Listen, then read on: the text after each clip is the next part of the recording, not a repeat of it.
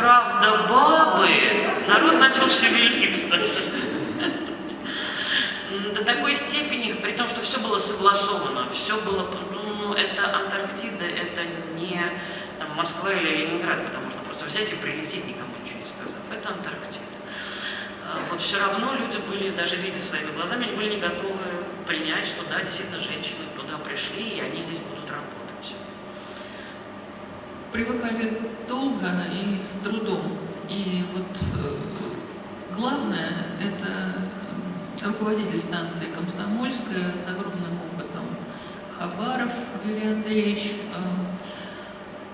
У него были огромные сомнения по поводу способностей женщин на что-то, но когда он увидел то, с каким огромным желанием и с каким опытом за плечами, с пройденными более десятка уже арктических экспедиций, с научными программами, которые были осуществлены, уровень, на котором происходила эта работа, он поглядел на то снаряжение, которое, предположительно, метелица должна была использовать в Антарктиде. Он смог дать незначительное количество рекомендаций, сказал: я вижу, что у вас серьезная очень проработка, девчонки, прилетайте, мы будем вас поддерживать. Внес какие-то свои дополнения, замечания, его предложения там были, все рассмотрено, принято, и мы занимались уже в течение следующего года подготовкой, разработкой уже специализированного снаряжения, экспериментально-практического такого, с которым мы должны были выходить на маршрут. И сотрудничали с рядом очень серьезных таких вот фирм, как вот завод «Звезда», например, который занимался для космонавтов, в космонавтике готовил средства выживания все, включая скафандры. Вот мы испытывали их снаряжение, испытывали их маску, которая на... Космическое питание. Да, институт питания, да, институт медико-биологических проблем. Между прочим, по поводу космического питания, прошу прощения за то, что не знаю, последний тюбик с космическим повидлом мы выбросили года 2 назад всего, потому что на него кто-то наступил. И просто уже все. Кстати, все, что осталось в тюбике, мы попробовали, оно было очень даже съедобно. Я не знаю, что им туда сыпать, но это вкусно, и это хранится по 20 лет. Клюква, перетертая с сахаром, натуральная. Да. В общей сложности экспедиционная работа метелицы дала больше 40 научных работ разного уровня диссертаций по разным направлениям: неврология, иммунология, вирусология, эндокринология, психология. Вот сейчас ведется работа на этой же площадке по психологии.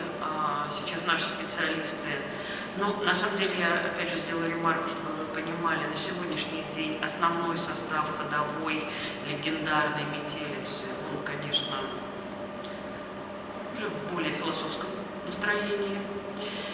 Правда, это все равно все еще работающие люди, потому что большинство из них просто каждый день ходит на работу 83 года. И хорошо работает, и прекрасно справляется. Кто-то просто перегружен, врач, руководитель последнего эшелона медико-биологической работы Ирина Владимировна Гурьева, она просто перегружена, потому что она уникальный специалист по проблемам диабетической стопы. Вот эндокринолог, великолепный преподаватель, и частично наша работа тоже вот в вопросе сохранения диабетической стопы, часть тех вещей, которые делались в Антарктиде, они тоже имеют место быть вот в ее работе.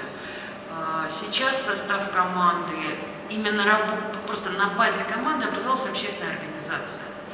Общественная организация, которая на сегодняшний день в составе 6 человек всего работает, функционирует полноценно. И основной упор, конечно, нашей работы, он делается на реабилитацию инвалидов. Потому что такая мощная база, но она не может просто лежать для истории, для галочки, для памяти. И наука, ради науки, она, наверное, не имеет права на существование. Наука может быть только ради людей, наука может быть только ради того, чтобы служить людям.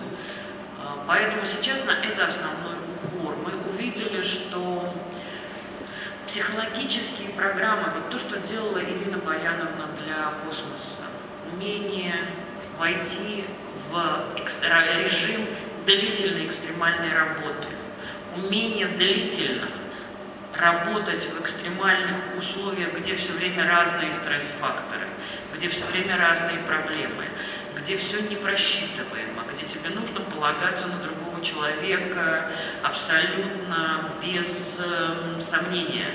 Доверить свою жизнь своему товарищу. Абсолютно. И самое главное, что часто происходит после чрезвычайных ситуаций, ПТСР, посттравматическое стрессовое расстройство, оно может быть затяжным на всю жизнь, оно уродует людям не только психоэмоциональную сферу, оно просто становится психосоматическими заболеваниями, которые убивают людей. Умение выйти из стрессовой работы и вернуться к нормальной жизни. Опять же ремарка, вся метелица замужем, у всех есть дети, внуки, у некоторых правнуки, то есть это не сумасшедшие тетки, которые где-то в Арктике летают на метле, потому что заняться им больше нечем. Это абсолютно нормальные женщины, они варят борщи, живут не только палатки арктические, но и там, я не знаю, переднички. Ну, для... нормально работают. То есть это абсолютно обычные нормальные врачей по-разному работают. Ну, наверное, вот это вот все, что как-то мы хотели о себе сказать. И мы будем рады ответить на любые ваши вопросы. Так, друзья, если есть вопросы, я с микрофоном буду подходить, потому что мы пишем сегодня наше интервью. Есть вопросы у кого-то? Ага.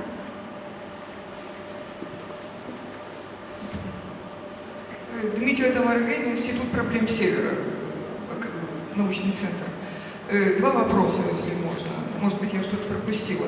Вот ваш личный опыт, по-моему, мы Ирину видели в снежном купальне, нет? Да. Я снимаю. Это другая Ирина, это Ирина Ну вот тогда личный опыт участия, да? И второй вопрос.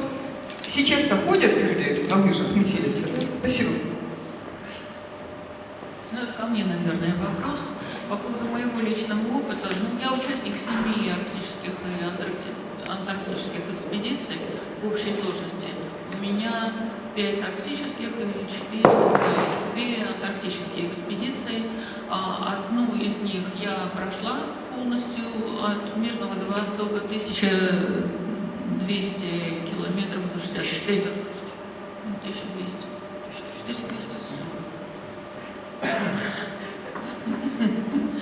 Может, мы там плутали, но я не знаю, что по прямой. Нормально. Это по прямой считается. А как же там было в деталях, я не знаю. Точно у нас спидометра не было.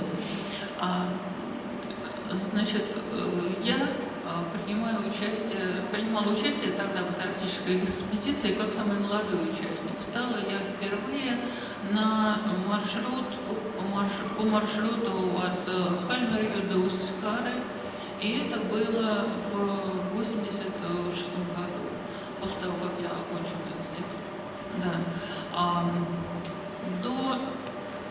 После этого было еще несколько экспедиций в Арктике, и во всех я принимала участие.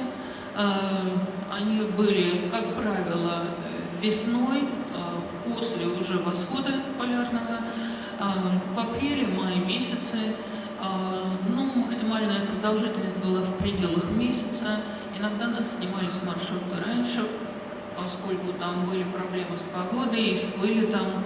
И одна из наиболее острых стрессовых факторов, один у нас был, это успеть попасть, независимо от погоды и любых обстоятельств, на последний отлетающий самолет до закрытия сезона перелетов и навигации.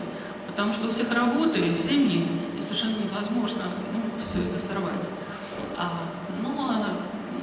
Мой личный опыт в команде был кинофотооператора. Это моя специальность. У нас были также, как и во всех, наверное, экспедициях, обязательно были руководитель, обязательно был радист, даже 2 базовые радисты и радист на маршруте. Была научно-испытательная группа, экспериментальная, были врачи-руководители научные программы. Были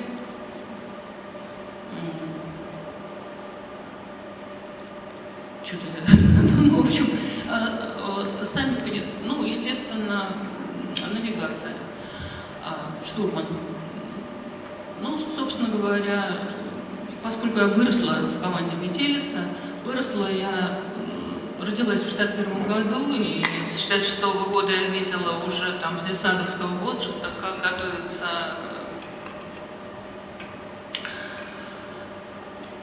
первые пробеги, как в них идут, как из них возвращаются, какой духовный подъем, какой резонанс.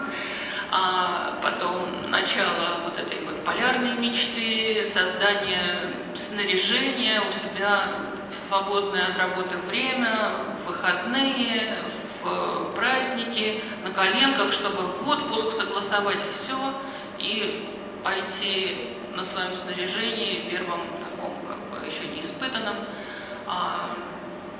пойти в Арктику. И я помню, как мы с детьми, с моими там одноклассниками и товарищами по двору бегали, стреляли какие-то санки, у кого было возможно, или искали сломанные раскладушки, или добывали какие-то раскладушки, из которых вот из ножек там скручивали базу, основу которой приделывались потом лыжи, и сверху устанавливался такой емкий баул, который был вот нашим основным рюкзаком на лыжах. Рюкзак за спиной девушки не несли, они устроены иначе, чем мужчины, и тяжести такие, ну, переносить каркаса такого нет. А женщины легко, сравнительно тянут, ну, на постромках за талию завязанные, на пояс прицепленные, достаточно тяжелые сани, от 50-70 килограмм, зависит от продолжительности маршрута. И очень, конечно, хотелось бы, чтобы было меньше